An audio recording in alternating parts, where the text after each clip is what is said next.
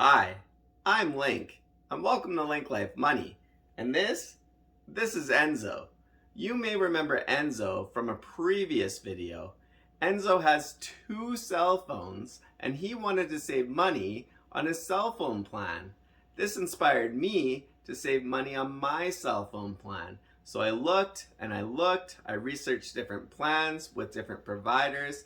I finally found a great plan for a great deal, but this turned into a huge complication in which I lost my cell phone number that I've had for about 20 years. Let's take a look at my current plan as well as the plan that I initially had. With my previous plan, I was paying $52 a month or $624 a year or $6,240 after 10 years. With the new plan, I'm only paying $30 a month or $360 a year or $3,600 after 10 years. Plus, I get an extra gig of data. When comparing the old plan with the new plan, we can see $52 a month compared to $30 a month is a $22 a month in savings. $624 a year compared to $360 a year, that's $264 in yearly savings. For a 10-year comparison, $6,240 compared to $3,600, that's a savings of $2,640.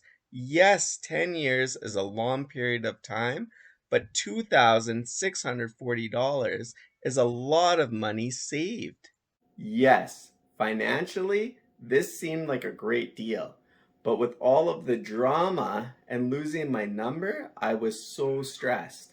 It started by me contacting the company on Thursday night, and I said that I would please like to port my number, meaning to bring my number from my previous carrier to the new carrier so that I could continue using the same number. They went through all of this information and verified my identity. And then finally, they said that their porting system was down and that I needed to call back on Friday. So I called them back on Friday, and then they said that they would port my number. I got a text message from my previous provider saying, did I want to port the number? And I said, yes, I do want to port the number. And I had that text on my phone. But my phone still wasn't working.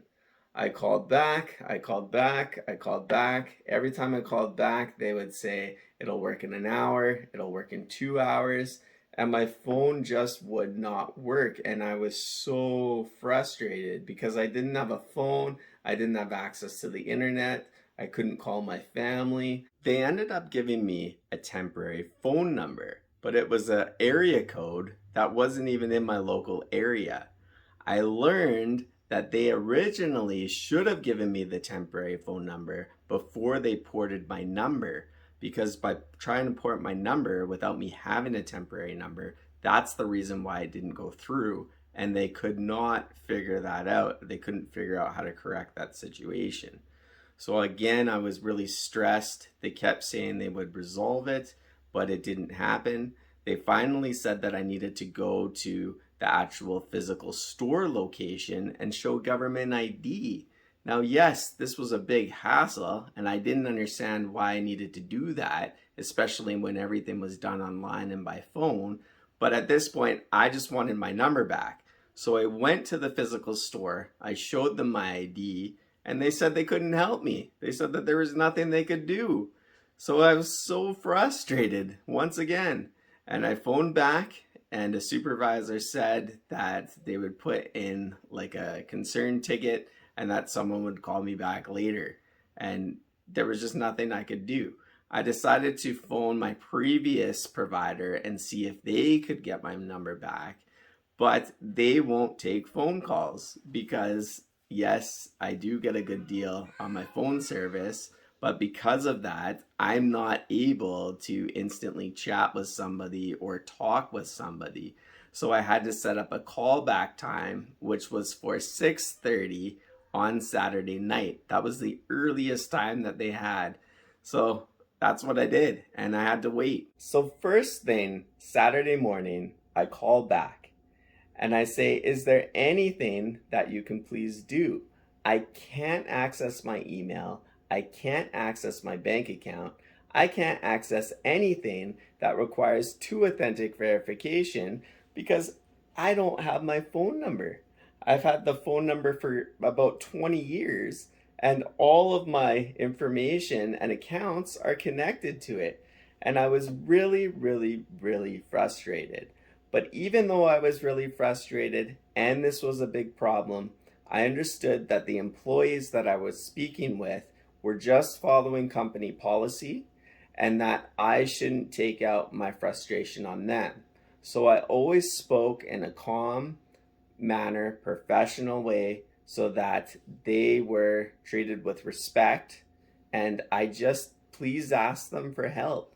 Unfortunately, on Saturday, they were still not able to help me. So I waited until 6:30 p.m. and then my previous carrier phoned me. And unfortunately, they were not able to help me either. I said, can I please switch back to your service and please have the same number? But they said that the number was already ported and they were unable to help me either. So yesterday was Sunday and I called again, same answer, same response. And I was just like, oh no, I really, really, really please need my number. I tried not to think about it. I tried to wait, and that's what I did. I ended up calling again today, and again, I had the same nice, respectful conversation. I said that I please, please, please need your help. Is there any way that you can please get my number back? And thankfully, the person did. They were able to get my number back. I got a text message saying that my previous number was ported over, and I was so happy. I called my wife right away just to test, and yes, it worked. She was so happy as well. We were so happy, so relieved that we didn't have to think of this drama anymore. With all of that drama and stress, there was only one positive thing that came from that. And that was because I had a temporary new number. I got to prank call my good friend Tass. Because we've been friends for about 25 years, he figured out the joke pretty quick. So was it worth it? Definitely not. It was not worth saving that money because I had 3 days that were very stressful in which I didn't know if I'd ever get my number back or if it was completely lost. That number's so important to me for it's tied to my identity with being two authentic verification with so many different accounts. That number I've had for about 20 years, and to change everything would take a considerable amount of time. Plus, I spent about 8 hours of time dealing with this problem by calling the service provider, by going to the actual physical store. This took a tremendous amount of time. In my opinion, it's great to save money, but it's even better to make good choices. You want to make sure that you're making choices so that your accounts are safe, and having a phone and a phone number is very, very, very important. You have to make a personal choice that's best for you. For me, it wasn't worth the time and the drama. But for somebody that's in debt or for somebody that is cash flow negative, they might want to take a look at how they can adjust their cell phone plan or switch providers so that they can save money and improve their cash flow. It's completely a personal choice. I just suggest to be cautious and always try and go with a reputable company. So moving forward, I learned to always double check with the service provider that you have an active line before the number is ported so that your number just doesn't get lost.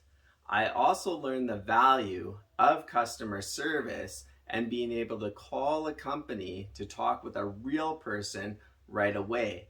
Yes, this may cost more, but knowing that my number's secure And knowing that I'm able to contact somebody is really, really, really important to me. What's more important than a phone number, life insurance, and disability insurance?